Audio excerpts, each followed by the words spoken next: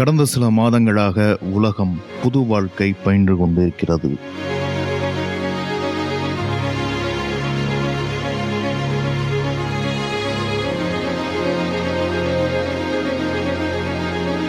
இந்த வருட தொடக்கத்தில் திடுமென பரவத் தொடங்கிய கொரோனா வைரஸ் உண்மையிலேயே 2020ஆம் ஆண்டை உலகுக்கு புதிய வருடமாக ஆக்கி தந்திருக்கிறது.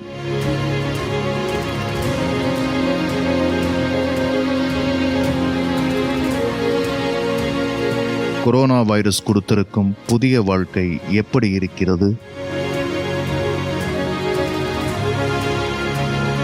இதுவரை வாழ்ந்து வந்த வாழ்க்கையை நாம் இப்போது வாழவில்லை.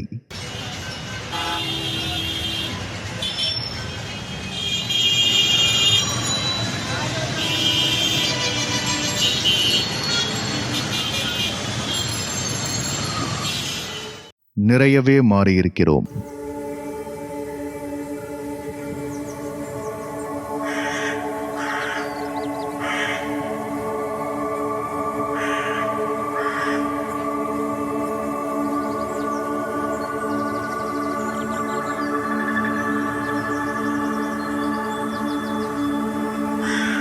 கொரோனா வைரஸின் பரவலை தடுப்பதற்காக குறைந்தபட்சம் 3 மீட்டர் தொலைவில் சக மனிதரிடமிருந்து இருக்க வேண்டும் என்கிற வாழ்க்கை நமக்கு புதிது. மக்கள் தங்களுக்குள் தூரங்களை கடைபிடிக்க வேண்டும் என்பது புதிது.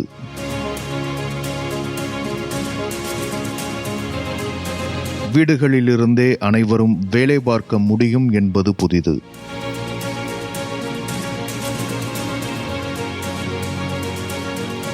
அலுவலக வேலை நாட்களை பூர்த்தி செய்யவில்லை என்றாலும் ஊதியம் கிடைக்கும் என்கிற நிலை புதிது. மனிதர்களுக்கே இந்த வாழ்க்கை புதிது என்கிற நிலையில் நாம் வாழும் பூமிக்கும் நம்மை சுற்றி வாழும் உயிரினங்களுக்கும் எத்தனை புதிதாக இருக்கும்.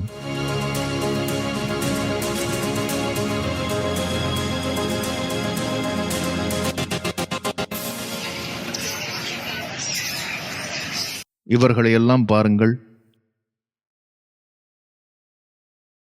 இதற்கு முன் இவர்களை எங்கு பார்த்திருக்கிறீர்கள் என ஞாபகம் இருக்கிறதா? அநேகமாக கூண்டுகளுக்குள் பார்த்திருப்பீர்கள்.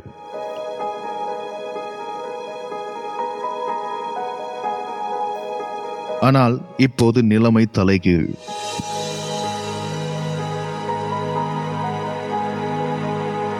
மனிதர்கள் கூண்டுகளில் இருக்க உயிரினங்கள் நம்மை வேடிக்கை பார்க்கிறது.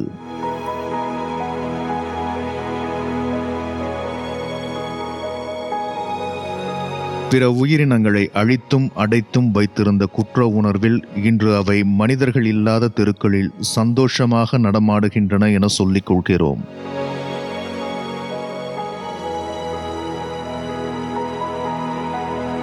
இல்லாத இடங்களை தேடிச் சென்று பரவுவதே இயற்கை.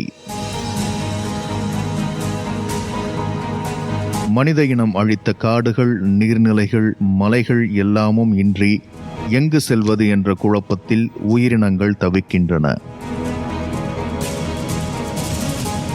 எல்லா இடங்களுக்கும் சென்று பூமியை முழுமையாக ஆக்கிரமித்திருக்கும் நாம் வீடுகளே கதி என கிடக்கிறோம். ரயில்கள் இல்லை, பேருந்துகள் இல்லை, மக்கள் இல்லை. சாலைகள் நீண்ட மலைப்பாம்புகள் போல் படுத்து கிடக்கின்றன.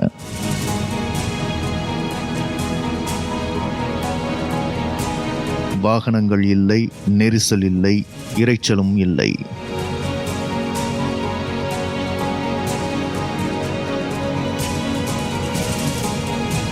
பேரமைதி உலகெங்கும் இன்று இருக்கிறது.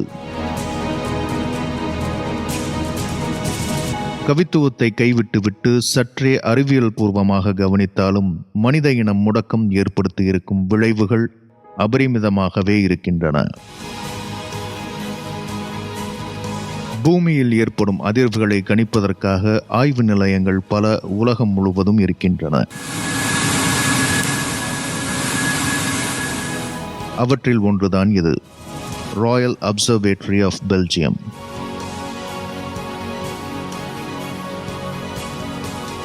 பொதுவாக நில அதிர்வை அளக்கும் நிலையங்கள் நகரங்களிலிருந்து தூரத்தில் அமைக்கப்பட்டிருக்கும்.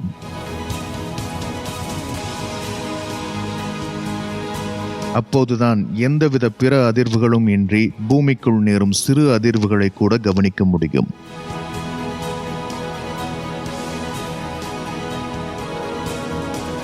ஆனால் இந்த ஆய்வு நிலையம் 100 ஆண்டுகளுக்கு முன்னமே அமைக்கப்பட்டதால் காலப்போக்கில் தூரம் குறைந்து நிலையத்தை சுற்றியே பல நகரங்கள் எழுந்துவிட்டன.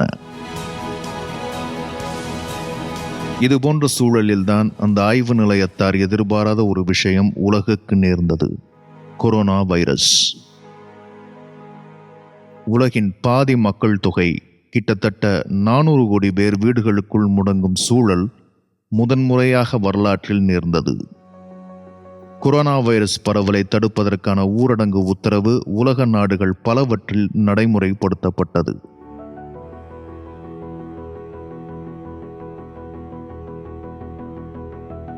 கொரோனா வைரசுக்கு முன், கொரோனா வைரசுக்கு பின் என காலம் பிரிக்கப்படும் சூழலை உலகம் அடைந்திருக்கிறது.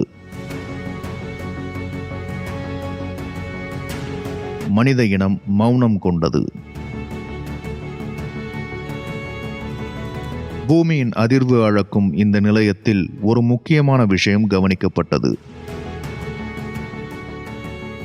பெல்ஜியம் நாட்டின் ஊரடங்கு தொடங்குவதற்கு முதல் நாள் அதிர்வு அளக்கப்பட்டது.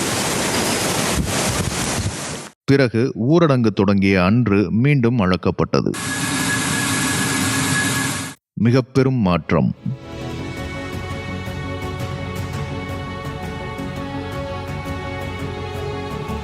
எந்த அளவுக்கு மாற்றம் இருந்தது என்றால், நகரச் சூழல் உருவாகிவிட்டதால் கணிக்க முடியாத அதிர்வுகளை கூட தற்போது எளிமையாக அந்த நிலையத்தில் கணிக்க முடிகிறது என்கிற அளவுக்கு.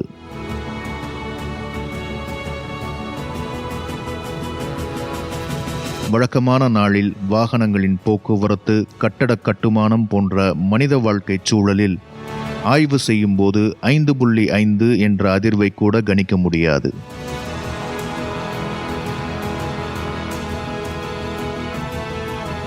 ஏனெனில் நகரத்தின் அதிர்வு அதைவிட அதிகமாக இருக்கும். ஆனால் தற்போது 5 புள்ளி அளவிலான அதிர்வை கூட துல்லியமாக அளக்க முடிகிறது என்கிறார்கள்.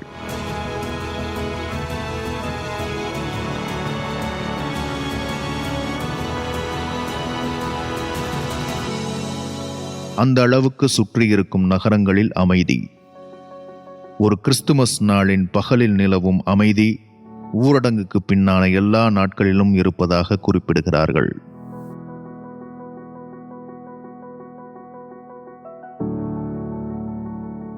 ராயல் அப்சர்வேட்டரி ஆஃப் பெல்ஜியம் நிலையத்தில் பணிபுரியும் தாமஸ் லெகாக் என்கிற வல்லுநர் நகரங்களில் குறைந்திருக்கும் அதிர்வுகளை குறிப்பிட்டுவிட்டு இன்னொரு சுவாரஸ்யமான விஷயத்தை குறிப்பிடுகிறார்.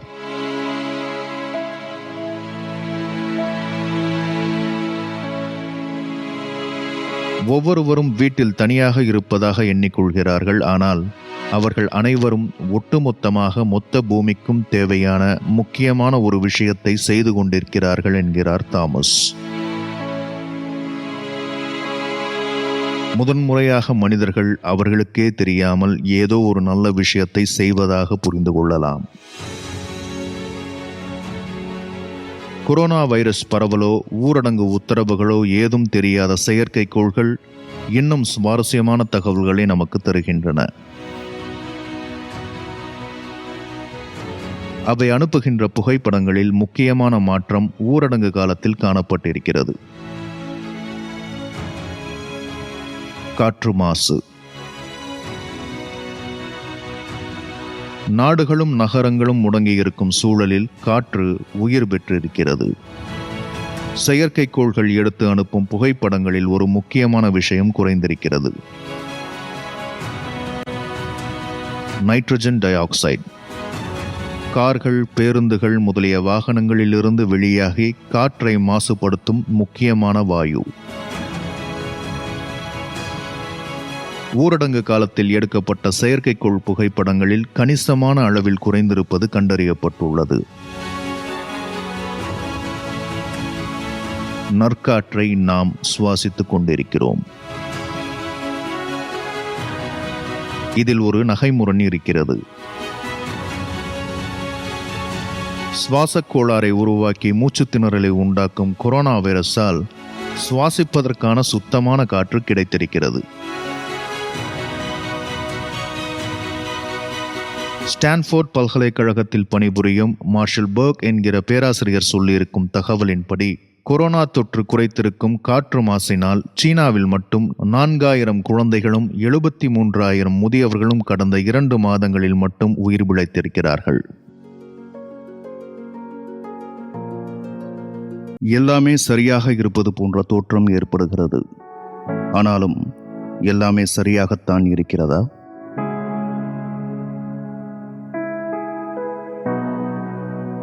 மொத்த உலக மக்களுக்கும் தெரிந்து நடக்கும் ஒரு விஷயத்தை கண்டும் காணாமல் இருக்கிறோம்.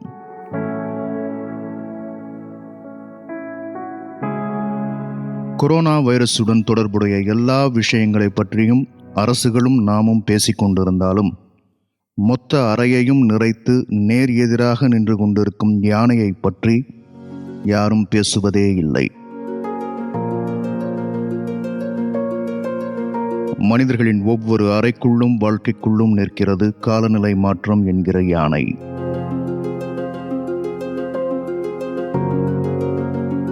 அந்த யானையை அப்புறப்படுத்தாத வரை, அதன் பிரச்சனையை கண்டுணராத வரை கொரோனா வைரஸ் உள்ளிட்ட எந்த சிக்கலையும் மனித இனம் முழுமையாக தீர்க்க முடியாது. சுற்றுச்சூழலுக்கான ஐநா தலைவர் இங்கர் ஆண்டர்சன் கொரோனா வைரஸ் தொற்றின் மூலம் காலநிலை மாற்றம் பற்றிய முக்கியமான செய்தியை இயற்கை நமக்கு சொல்லிக் கொண்டிருக்கிறது என சொல்லியிருக்கிறார். கொரோனா வைரஸின் மூலம் இயற்கை நமக்கு சொல்லும் செய்தி என்ன? கடந்த சில வருடங்களாக மாறி வரும் காலநிலைகளை கணிக்க முடியாமல் போகும் சூழலை பார்த்து வருகிறோம்.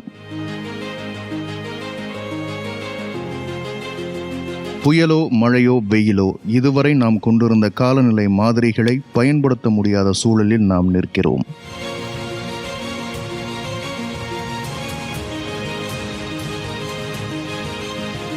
நாம் கொண்டிருக்கும் காலநிலை மாதிரிகளில் 80% துல்லியமேனும் இருக்கும் என்ற காலம் மாறிப்போய் இன்று துல்லியம் என எதுவும் இல்லை என்ற கட்டத்தை அடைந்துவிட்டோம்.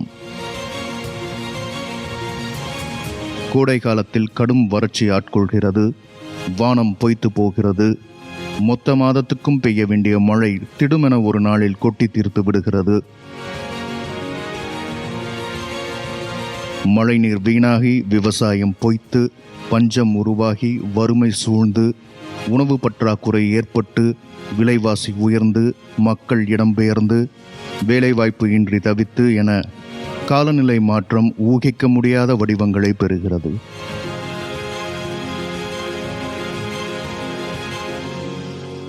நாம் கொண்டிருக்கும் காலநிலை மாதிரிகள் காலாவதியாகும் அளவுக்கு காலநிலை கணிக்க முடியாத தன்மையை அடைந்திருக்கிறது.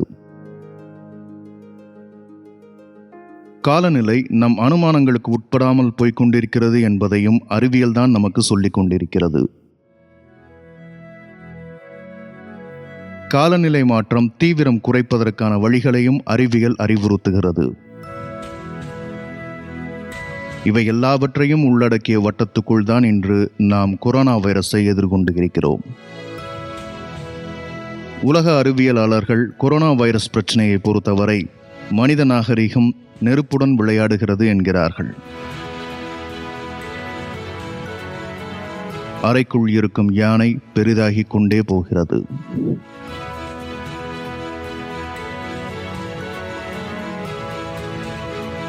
எப்படி எதிர்கொள்வது? அறைக்குள் இருக்கும் யானையை அடையாளம் காண வேண்டுமெனில் முதலில் நாம் அறிவியல் பார்வையை பெற வேண்டும். அறிவியலற்ற பார்வையை 2 வகையாக பிரிக்க முடியும். கடும் மூடத்தனத்துடன் மத நம்பிக்கைகளின் துணையுடன் ஒரு விஷயத்தை அணுகுவது ஒரு வகை அறிவியலற்ற பார்வை. பொத்தாம்பொதுவாக மொத்த மனித இனத்தையும் குற்றம் சாட்டி இயற்கையையும் அறிவியலையும் மதமாக வழிபடுவது இன்னொரு வகை.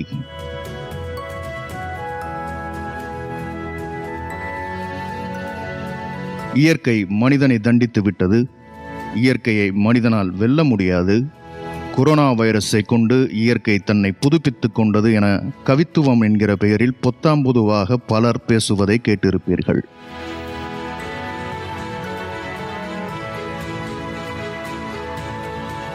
இயற்கை மனிதனை தண்டித்து விட்டது என்றால் எந்த மனிதனை? இந்த மனிதனையா அல்லது இந்த மனிதனையா? இயற்கை தன்னை புதுப்பித்துக் கொண்டது என்றால் புதுப்பித்த பின் என்ன நடக்கப் போகிறது? மீண்டும் பழைய கதையா அல்லது புதிய கதை தொடங்குமா?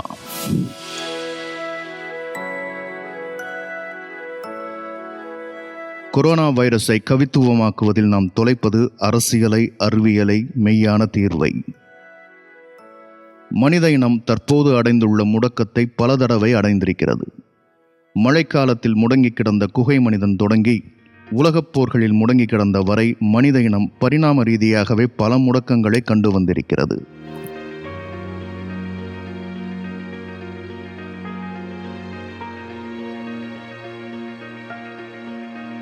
அத்தனை முடக்கங்களையும் தாண்டி திரும்ப திரும்ப மனித இனம் தேர்ந்தெடுத்த ஒரே வாழ்க்கை முறைதான் இப்போது நேர்ந்திருக்கும் முடக்கத்துக்கும் காரணமாக இருக்கிறது.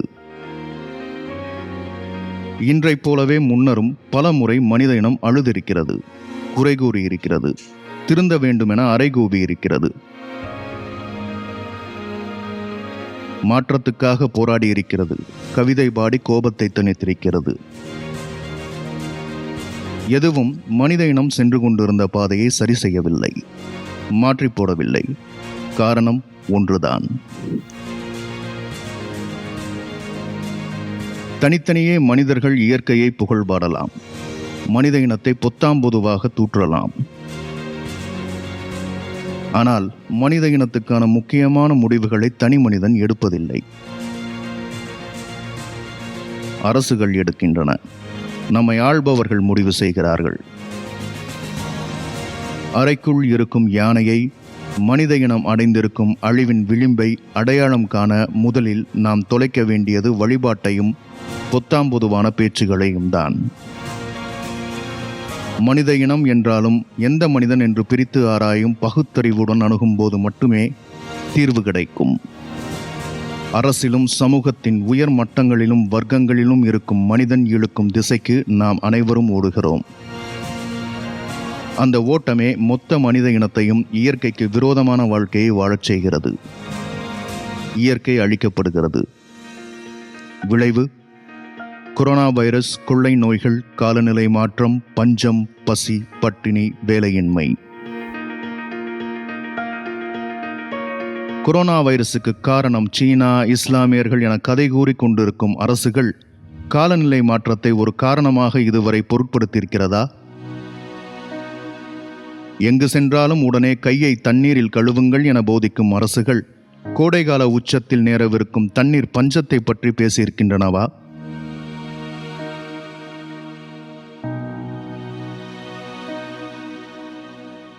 கடந்த 10 வருடங்களுக்குள்ளாக தொடர்ந்து அறிமுகமாகி பரவும் வைரஸ்கள் எப்படி உருவாகின்றன என்கிற ஆய்வை நோக்கியாவது நகர்ந்திருக்கிறதா அரசுகள்?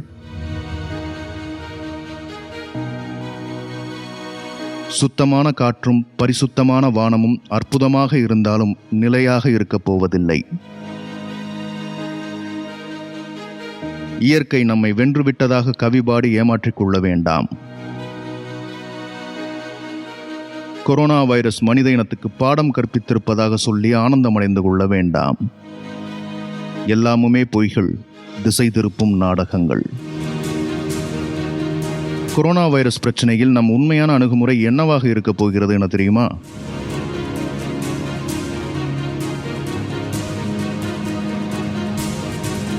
இதுவும் கடந்து போகும். ஆம், நாம் கொள்ளப்போகிற அணுகுமுறை இதுவும் கடந்து போகும் என்கிற அணுகுமுறை. கொரோனா வைரஸ் பாடமாக இன்று நமக்கு கொடுத்திருக்கும் வாழ்க்கை முறையை நாம் கடந்து செல்வோம். பாடத்தையும் கற்க மாட்டோம், தீர்வை நோக்கியும் நகர மாட்டோம். கொரோனா வைரஸை காட்டிலும் பெரிய ஆபத்து ஒன்று இருக்கிறது. இயல்பு வாழ்க்கை என்கிற ஆபத்து. வாகனங்கள் நிறைந்த சாலைகள் என்ற ஆபத்து, வெப்பம் அதிகரித்து வியர்வையில் நனையும் ஆபத்து, வெயிலில் கருக வேண்டிய ஆபத்து, வீட்டிலிருந்து வேலை பார்த்த நாட்களுக்கும் சேர்த்து அலுவலகத்தில் அடைந்து கிடக்க வேண்டிய ஆபத்து, நாடு வளர்ச்சி அடைய வேண்டும் என சொல்லி காடுகளை அழிக்கும் ஆபத்து, மழை பொய்க்கும் ஆபத்து, விவசாயம் அழியும் ஆபத்து, உணவின்றி அலையும் ஆபத்து, விலைவாசி உயர்வு என்ற ஆபத்து, பெட்ரோலும் நிலக்கரியும் அதிகரிக்கும் உலக வெப்பம் என்கிற ஆபத்து, உலக வெப்பம் உருக்கும் துருவ பனி என்கிற ஆபத்து, கடல் மட்ட உயர்வு என்கிற ஆபத்து, காலநிலை மாற்றம் என்கிற ஆபத்து, மனித இன அழிவு என்கிற பேராபத்து. நீங்கள் பார்க்கும் ஆள் நடமாட்டமில்லா சாலைகள், புகையில்லா வானம், சுத்தமான நீர் எல்லாமும் இன்னும் சில நாட்களிலேயே கடந்துவிடும். எல்லாமுமே மாறிப்போகும். மீண்டும் இயல்பு வாழ்க்கை என்ற அதல பாதாளத்துக்குள் நாம் தள்ளப்படுவோம். விருப்பமே இல்லாமல் வாகனம், ஊதியம், வேலை, பொருட்கள் என்கிற வாழ்க்கை சக்கரங்களுக்குள் நாம் அனைவரும் மாட்டப்படுவோம். கொரோனா வைரஸ் பரவல் குறைந்தாலும் சரி, குறையவில்லை என்றாலும் சரி, இயல்பு நிலைக்கு நாம் திரும்புவோம். இயல்பு நிலையை தனி மனிதர்களாக நாம் விரும்பவில்லை என்றாலும் சரி, நம்மை அழித்தேனும் இயல்பு வாழ்க்கை மீட்டு கொண்டு வரப்படும். அதை மீட்டு கொண்டு வரவே அரசுகள் செயல்படுகின்றன. அவற்றை கேள்வி கேட்காத வரை நாம் விரும்பும் இந்த பேரமைதி நீடிக்கப் போவதில்லை. காலநிலை மாற்றம் கொடுக்கும் பிரச்சனைகளை அரசுகளுக்கு நாம் உணர்த்தும் வரை மனித இனம் இந்த பூமி பந்தில் நீடிக்கப் போவது இல்லை.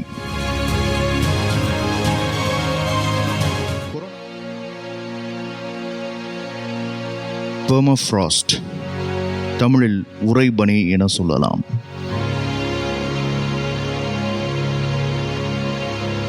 சீனா மற்றும் அமெரிக்க நாடுகளை சேர்ந்த ஆய்வாளர்கள் 2015 ஆண்டில் திபெத் நாட்டில் ஒரு முக்கிய ஆராய்ச்சியில் ஈடுபட்டனர்.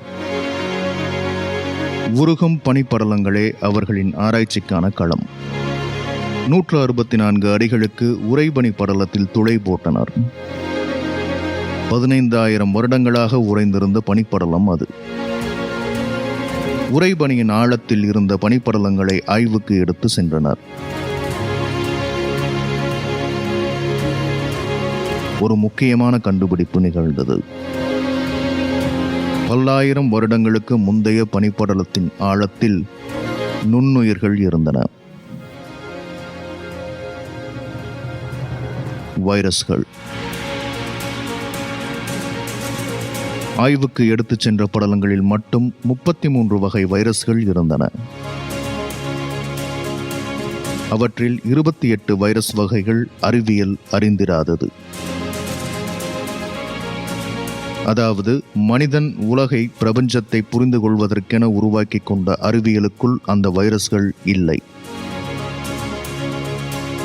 மனித பரிணாமத்துக்கும் முந்தைய காலத்தில் இருந்து பனிக்குள் பாதுகாப்பாக இருந்த வைரஸ்கள் அவை.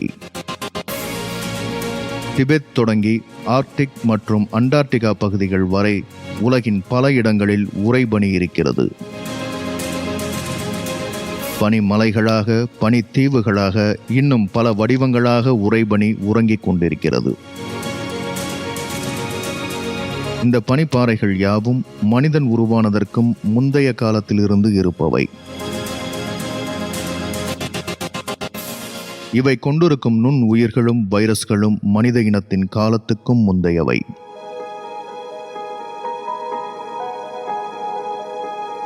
மனிதனை அவை அறிந்ததில்லை, மனிதனும் அவற்றை கண்டதில்லை. காலத்தால் பிரிந்திருந்த 2 உயிர்கள் ஒன்று சேர நேர்கையில் என்ன நடக்கும்? எதிர்பாராத எல்லாமும் நடக்கும். ஆய்வுகளின்படி வைரஸ்கள் பல்லாயிரம் ஆண்டுகள் உயிர் வாழும் ஆற்றல் பெற்றவை. 2014 ஆண்டில் 30,000 வருட பழமையான வைரஸ் சைபீரிய நாட்டில் இருந்த உறைபனியில் உறைந்த நிலையில் இருந்து கண்டெடுக்கப்பட்டது. கொரோனா வைரஸ் தோன்ற உறைபனிகளில் புதைந்திருந்த வைரஸ் காரணமாக இருக்குமா? இருக்கலாம், இல்லாமலும் இருக்கலாம். ஆனால் உலகெங்கும் திடுமென பரவி கொரோனா இன்று நம்மை அச்சுறுத்திக் கொண்டிருக்கும் வேளையில் எல்லா சாத்தியங்களையும் ஆராய்வதே மனித இனத்துக்கு உபயோகப்படும் விஷயமாக இருக்க முடியும்.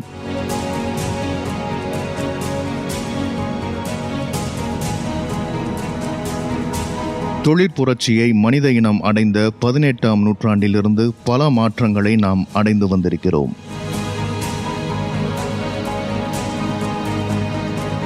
மாற்றங்கள் எனில் இயல்பான வேகத்துடனான மாற்றங்கள் அல்ல, மிக துரிதமான மாற்றங்கள். முதலாக நீராவி என்ஜின் பயன்பாட்டுக்கு வந்த பிறகு நாடுகள் இணையும் வாய்ப்பு ஏற்பட்டது.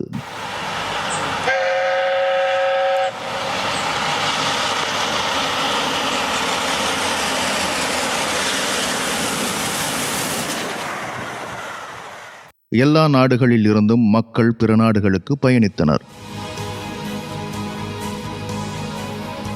அதைவிட முக்கியமாக எல்லா நாட்டின் வளங்களும் இடம் மாறும் வாய்ப்பு உருவானது.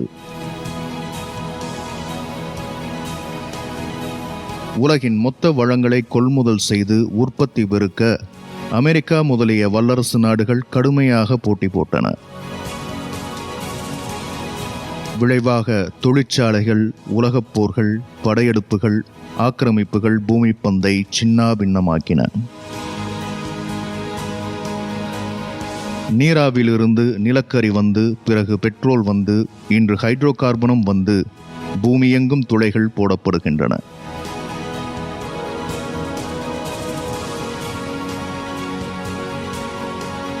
நிலத்தடி நீர் உரியப்பட்டது, விவசாயம் அழிக்கப்பட்டது, காடுகள் காணாமலடிக்கப்பட்டது.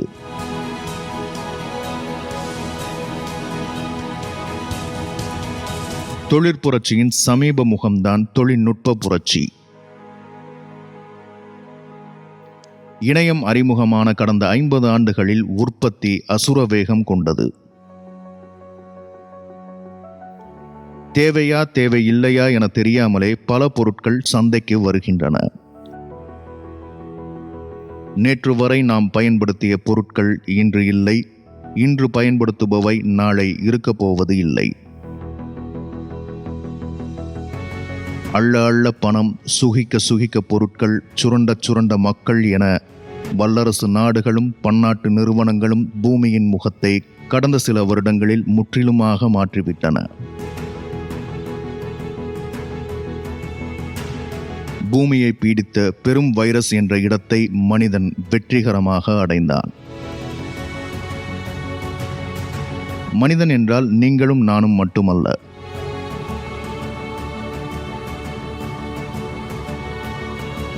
பூமியில் இருக்கும் இயற்கை வளங்களுக்கு நிகராக நம்மையும் ஒட்டாக சுரண்டும் பெருமனிதர்கள், பணக்காரர்கள், முதலாளிகள். வைரஸ்கள் நம்முள் புகுந்தால் என்ன செய்வோம்? எதிர்வினைக்காக மாத்திரைகள் எடுப்போம், வைரஸை அழிப்போம். முற்றுமாக மொட்டையடிக்கப்பட்டிருக்கும் பூமியும் தற்போது எதிர்வினை ஆற்றத் தொடங்கியிருக்கிறது. அந்த எதிர்வினைக்கு ஒரு பெயரும் வைத்திருக்கிறோம்: காலநிலை மாற்றம். சூரியனிலிருந்து பூமிக்கு வரும் வெப்பம் திரும்பி வெளியேறுவது இல்லை. நாம் பயன்படுத்தும் கார், குளிர்சாதனம் முதலிய இயந்திரங்கள், பெட்ரோல் மற்றும் நிலக்கரி வெளியிடும் புகை பூமியின் வளிமண்டலத்தில் திரண்டு திரை கட்டியிருக்கிறது. பூமியிலிருந்து வெளியேற வேண்டிய சூரிய வெப்பம் தடுக்கப்பட்டு மீண்டும் பூமிக்கே திருப்பி அனுப்பப்படுகிறது. பூமி அடையும் வெப்பம் பன்மடங்காகிறது. வெப்பத்தை வெளியேற விடாமல் வளிமண்டலத்தில் உருவாகியிருக்கும் திரையின் பெரும் பகுதி கார்பன் வாயுவால் ஆனது. கார்பன் வாயுவை இயல்பாகவே பூமியின் உயிரினங்கள் பல வெளியிட்டாலும் அதன் அளவு திரை உருவாக்கும் அளவுக்கு அதிகமாக இருக்கவில்லை. அத்தனை அதிகமான கார்பனை மனித இனத்தின் வாழ்க்கை முறை மட்டுமே வெளியிடுகிறது. கார்பன் வெளியீட்டை குறைப்பதற்கு என இயற்கை சில வழிமுறைகளை வைத்திருந்தது. உதாரணத்துக்கு காடுகள், நீர்நிலைகள் போன்றவை. கடைசியாக நீங்கள் பார்த்த காடு எங்கே என யோசித்து பாருங்கள். இப்போது அங்கே காடு இருக்கிறதா என சென்று பாருங்கள். யாரோ ஒரு முதலாளிக்கு வளர்ச்சி திட்டம் என்கிற பெயரில் அரசு தாரை வார்த்து உங்கள் ஞாபகத்தில் இருக்கும் காடு அழிக்கப்பட்டிருக்கும்.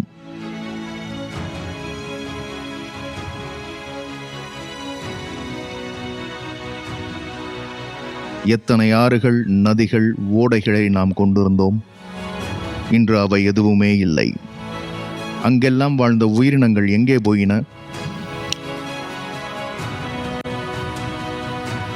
ஐநா சபையின் அறிக்கையின்படி மனித வாழ்க்கைகளாலும் அரசு திட்டங்களாலும் பிற உயிரினங்களின் வாழ்விடங்கள் அழிக்கப்பட்டு தற்போதைய நிலையில் 10 லட்சம் உயிரின வகைகள் அழியும் கட்டத்தை எட்டியிருக்கின்றன. அழிவை நேரடியாக எதிர்நோக்கி இருக்கும் உயிரினங்கள் தங்கள் உயிரை காப்பாற்றவென பல வழிகளில் வாழ்விடங்களை புதுப்பித்துக் கொள்கின்றன. காடுகளிலும் நீர்நிலைகளிலும் மலைகளிலும் வாழ்ந்து வந்த உயிரினங்கள் அவை அழிக்கப்படும் வேளையில் வேறு வழியே இல்லாமல் மனிதர்கள் வாழும் பகுதிக்குள் பிரவேசிக்கின்றன.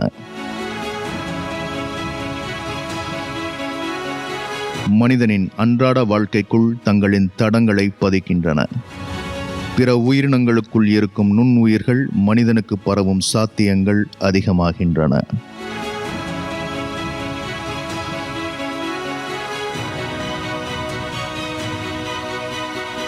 உறைபனியில் உறங்கியிருந்த வைரஸ்களும் பிற உயிரினங்களுக்குள் இருக்கும் வைரஸ்களும் மனிதனை இன்று அடைவதற்கான காரணம் காலநிலை மாற்றம்.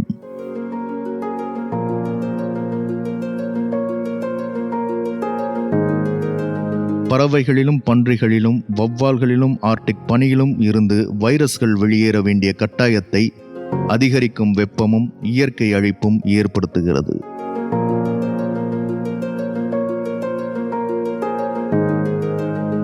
மனித இனத்தை அழிவின் விளிம்பில் கொண்டு வந்து நிறுத்தி இருக்கும் காலநிலை மாற்றத்தை யாருமே பெரிய அளவில் பேசவில்லையா?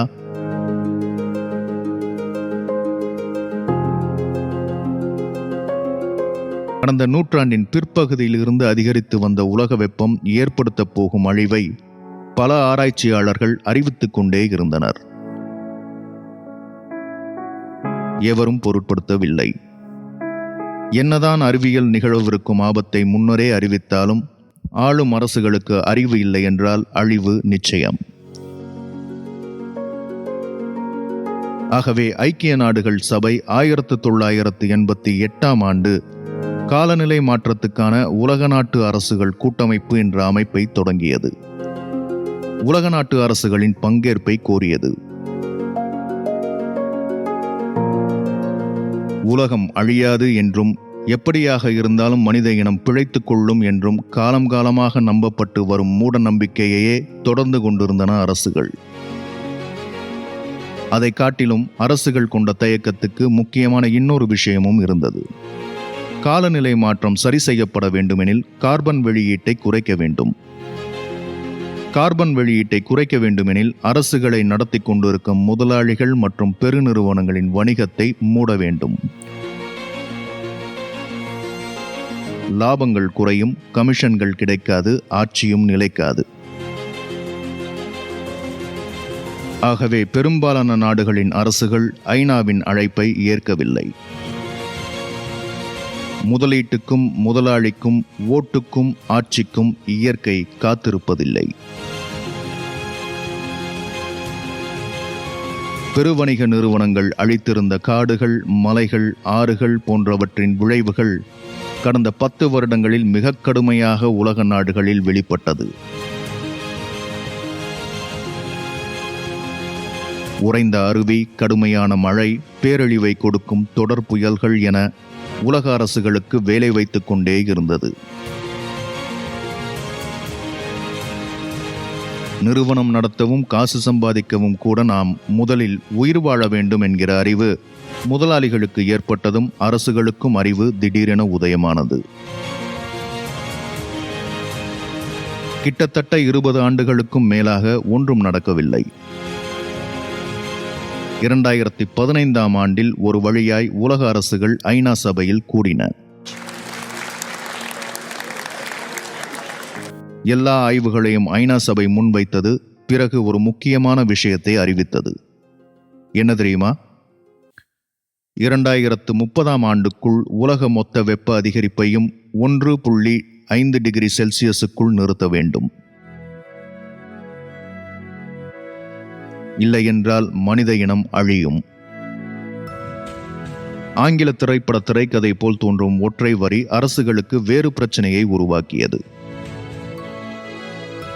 1.5 டிகிரி செல்சியஸுக்குள் உலக வெப்பத்தை 2030 குறைக்க வேண்டுமெனில் தொழிற்புரட்சிக்கு பிறகான வாழ்க்கை முறையையும் பொருளாதாரத்தையும் மாற்ற வேண்டும்.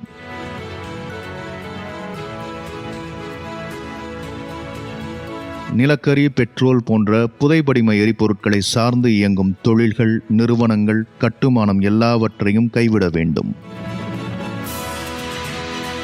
அதாவது மனித இனம் இதுவரை தொடர்ந்து வந்த வாழ்க்கை முறையை, பொருளாதாரத்தை, சிந்தனையை முற்றிலுமாக கைவிட வேண்டும். தனி மனிதனுக்கு கூட பிரச்சனை கிடையாது.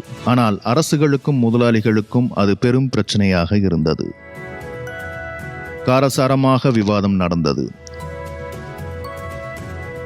வேறு வழியே இல்லாமல் பெயருக்கேனும் என 2030 கார்பன் வெளியீட்டை குறைத்து 1.5 டிகிரி செல்சியஸுக்குள் உலக வெப்பத்தை குறைப்பது என்கிற ஒப்பந்தத்தில் உலக நாடுகள் கையெழுத்திட்டன. அரசுகள் அல்லவா, எப்படி சொன்னதை செய்யும்? ஆட்சியேறுவதற்கென கொடுத்த வாக்குறுதிகளையே ஆட்சியேறியதும் நிறைவேற்றாமல் வஞ்சிக்கும் அரசுகளுக்கு ஒப்பந்தத்தை மீறுவதற்கோ அல்லது மீறாமல் இருப்பதை போல் நடிப்பதற்கோ சொல்லியா தர வேண்டும்? அமெரிக்காவில் டொனால்ட் ட்ரம்ப் ஆட்சிக்கு வந்த பிறகு ஐநாவின் உலக நாட்டு அரசுகள் கூட்டமைப்பில் இருந்து அமெரிக்கா விலகியது.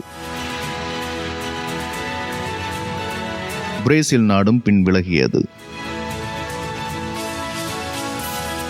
இந்தியா போன்ற நாடுகள் மக்கள் இருந்தால்தானே பிரச்சனை என அவர்களை இஸ்லாமியர்கள், தலித்துகள், ஏழைகள் என ஏதோ ஒரு வகையில் முத்திரை குத்தி ஒடுக்கி அழிக்கும் வழிகளை செய்து கொண்டிருக்கிறது.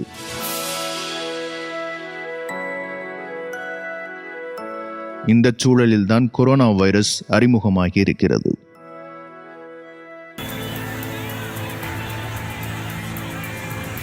இவர்களை பாருங்கள்.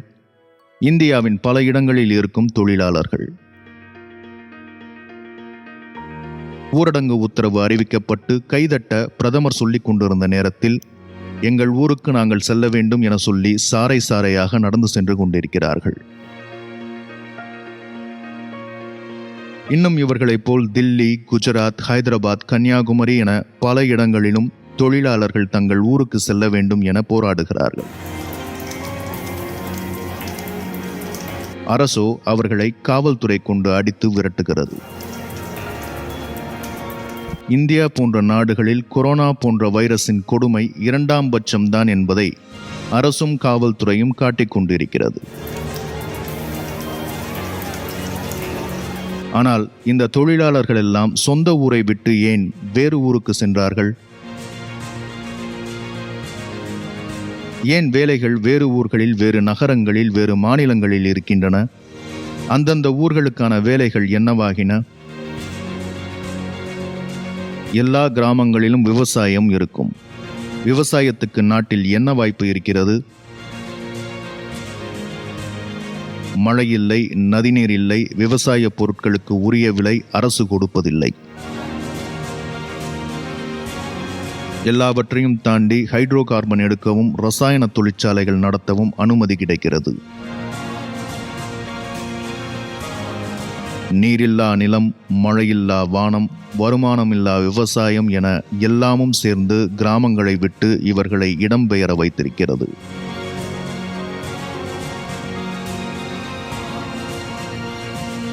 நேரடியாக இல்லை எனினும் மறைமுகமாக சுட்டவென இவர்களுக்கு ஒரு பெயர் உண்டு: காலநிலை அகதிகள். மண் சார்ந்த வேலைகள் பறிக்கப்பட்டு, மண்ணும் பறிக்கப்பட்டு, வேறு ஊர்களுக்கு பஞ்சம் பிழைக்க சென்று அல்லல் படுபவர்களே காலநிலை அகதிகள். காலநிலை மாற்றம் என்கிற யானையின் அளவு பெரியது, அறை கொள்ளாதது. அந்த யானை வளர்ந்து கொண்டே இருக்கிறது. நம் அரசுகள் அதை பற்றி வாய் திறப்பதே இல்லை. இதில் பலியாவது உங்களையும் என்னையும் போன்ற சாதாரண மக்கள்தான். காலநிலை மாற்றம் கொண்டு வந்திருக்கும் நிலையிலிருந்து கொரோனா வைரஸ் மிக நெருக்கமான தூரம். 2030 ஆண்டுக்குள் 1.5 டிகிரி செல்சியஸுக்குள் உலக வெப்பம் நிறுத்தப்பட்டு குறைக்கப்பட வேண்டும் என்கிற நிலையில் இன்று நாம் எங்கு நிற்கிறோம் தெரியுமா? 1.3 டிகிரி செல்சியஸில். அதாவது 2015 ஆண்டிலிருந்து வெறும் 5 வருடங்கள் தான் கழிந்திருக்கின்றன. 1.3 டிகிரி செல்சியஸ் வெப்பம் அதிகரித்து விட்டது. இன்னும் 10 வருடங்களில் 0.2 டிகிரி செல்சியஸுக்குள் உலக வெப்பத்தை நிறுத்த வேண்டும். முடியுமா? நாம் கொண்டிருக்கும் அரசுகள் செய்யுமா? அமைதியான சமாதானமான இந்த ஊரடங்கு காலத்தில் உலகை ரசிக்கிறோம். பறவைகளின் மொழி கேட்கிறோம். சுத்தமான காற்றை சுவாசிக்கிறோம். ஊரடங்கு சில வாரங்களில் முடிந்துவிடும். பிறகு என்ன நடக்கும்? ஊரடங்கு இருந்த சில வாரங்களில் இழந்த லாபங்களை மீட்டெடுக்க முதலாளிகளின் இயந்திரம் பன்மடங்கு வேகம் எடுத்து இயங்கத் தொடங்கும். சில நாட்கள் அலுவலகம் சென்றாலே போதும் என்கிற உண்மையை புரிந்துவிட்டோம். ஆனால் நிறுவனங்கள் இனி எல்லா நாட்களும் நம்மை வேலைக்கு வரச் சொல்லப் போகின்றன. சாலைகளில் வாகனங்கள் பெருகும். ஹைட்ரோ கார்பன் உறிஞ்சப்படும். கடலோரங்கள், துறைமுகங்கள் கட்டப்பட்டு வணிகமாக்கப்படும். இன்னும் அதிக காடுகள் அழிக்கப்படும்.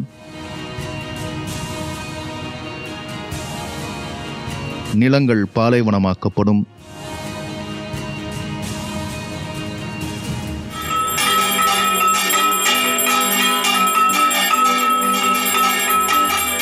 நாம் அனைவரும் ஒன்று கூடி வைரஸை விரட்ட கைதட்டி விளக்கு காட்டிக் கொண்டிருக்கும் போது இயற்கை நம்மை பார்த்து சிரித்து ஒரு வார்த்தையை சொல்லும்.